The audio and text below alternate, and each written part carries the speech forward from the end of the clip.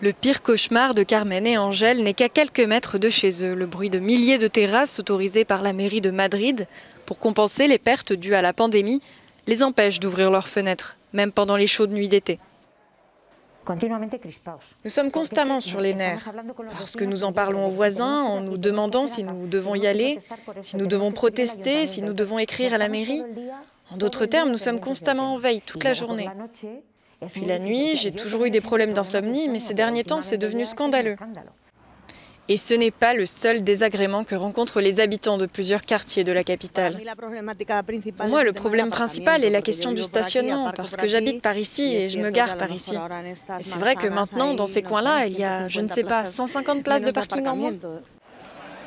En raison des pertes de revenus que beaucoup ont subies, les propriétaires de bars et restaurants voient plutôt ces aménagements d'un bon œil.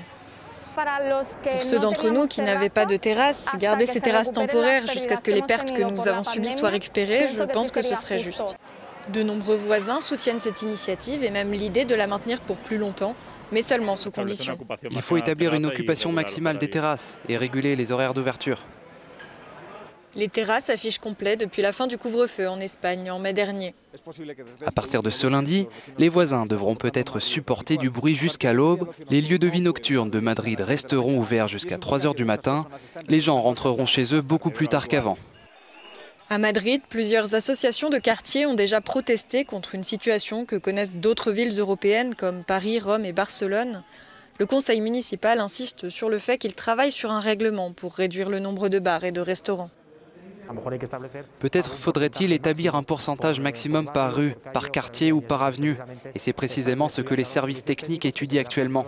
Ce sera reflété dans l'ordonnance des terrasses.